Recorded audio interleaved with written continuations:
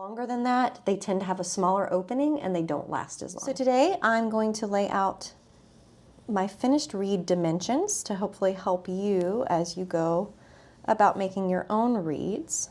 So first we'll draw a reed. There's the thread, and here is the staple. Obviously I am not an artist, so this is not an actual dimension of an oboe reed. Here's our reed. Good. So this is what we are working with here. From top to bottom, I like to finish my reeds around 70 millimeters. It can vary based off of the length of your staple. I use a 47 millimeter staple, which is from the top of the thread right here to the bottom of the tube. So that whole metal piece with the cork is the staple, and that's 47 millimeters. They do sell them in 46 as well, but that is just what works for me. Now you'll notice here on the reed, we have a tip line, kind of looks like a V right here. Draw on it.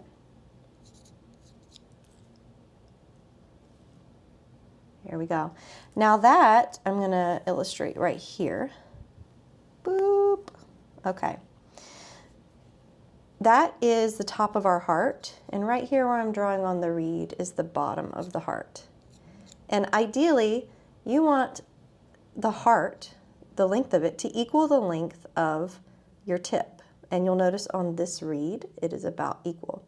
Now there will always be some variations depending on what your reed needs, but that is just what works for me. So we'll draw in our heart here. Now, you'll notice this is like a mountain or an upside down V, and I'll refer to it as the V or the tip line. And this edge, this corner right here, is at, I like to start it at 66 millimeters on the ruler. So what that means is from the bottom of the staple up to the top of the corner of that V is 66 millimeters. But it's also acceptable for it to be 65. So somewhere between 65 and 66 is just fine. I always like to start on the high end because you can always take the cane further back this way and make it shorter, closer to 45, but you can't add the cane back on. So it's best to work higher. Similarly, if my finished reed length is 70 millimeters, I don't automatically clip my blank to be 70 millimeters. I slowly work it back and clip a millimeter or two off at a time. Here we have, so if this is 66, this is about 4 millimeters here, between 66 to get us to 70. And again, I said these are going to be equal. So that would be -4, this would be about 62 millimeters, right here at the bottom of the heart.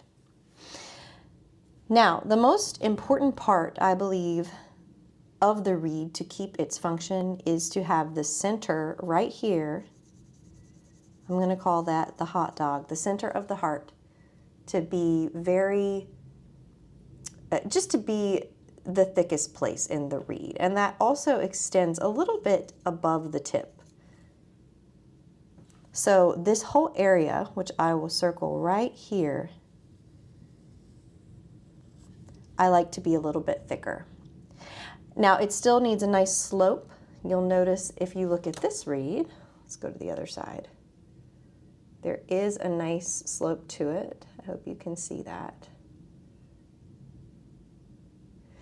So this is not sticking out. It's very gradated, but this is the thickest part of the reed.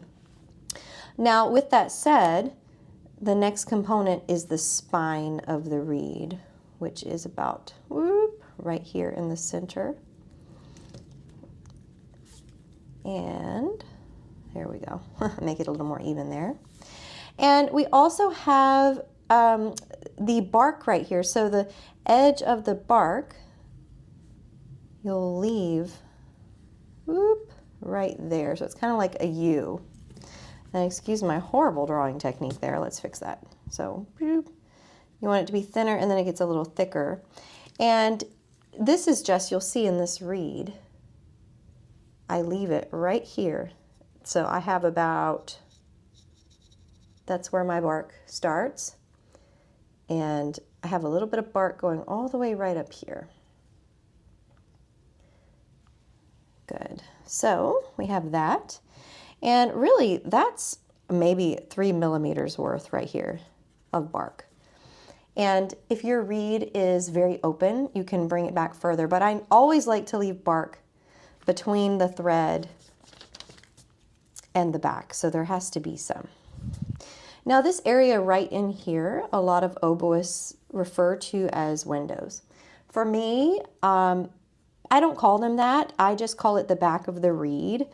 And I don't work a substantial amount in there. So I'm going to erase that. And I'm just going to refer to that as the back of the reed. And where I like to work is right here, but on the sides of the spine. And it's just enough to get the back of the reed to flex when you lightly press on it. The whole reed should move. So the most important thing is the vibrations enter from the tip of the reed. So we have to work on the tip of the reed first and all the way down.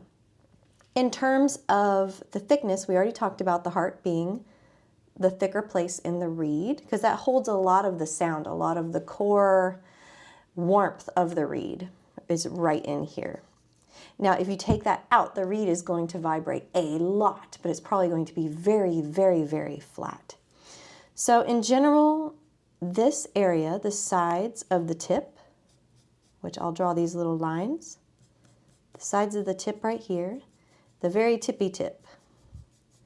This is the thinner part of the tip. And then it slowly gets thicker. So I'll draw that with more lines right here to denote that that we have more cane there. So the closer you get to the heart, to this midsection, the thicker it is. But the tip of the reed right here is the thinnest section. So although I'm saying this is thicker, it's still pretty thin. I mean, it's like little bitty pieces of paper. You can see that. So just work gradually. The tip, this area right here, woo, is the thinnest part. And then it slowly gets thicker. And then this is your core.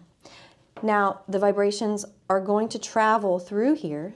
So this line, this tip line we have, it's just a way to balance the vibrations. It's not a huge line that creates a lot of resistance, but it does create balance and just enough resistance to help balance the vibrations.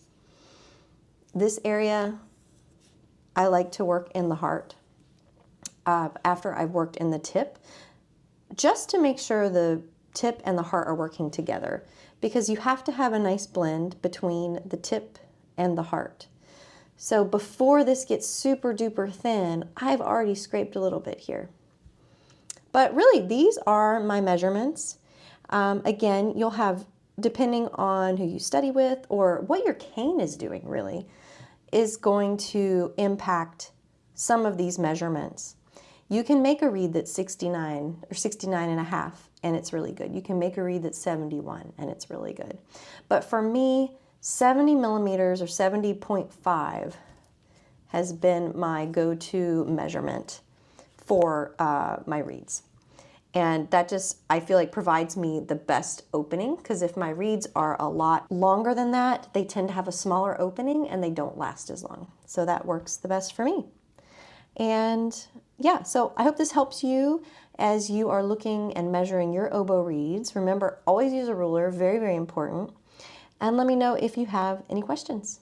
See you next time.